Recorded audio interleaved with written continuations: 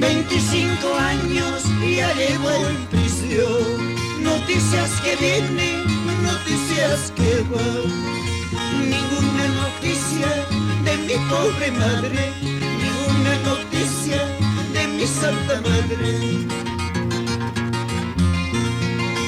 Maldita injusticia, por fin se acabó, con pasos lentos dejo mi celda, con las esperanzas de verla a mi madre, con llanto en los ojos para besarla.